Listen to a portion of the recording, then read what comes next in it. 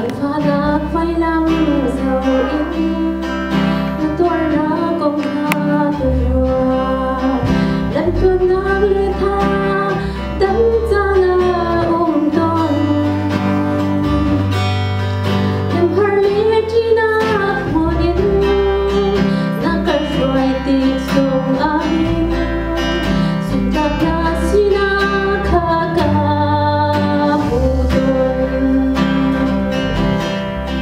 hãy subscribe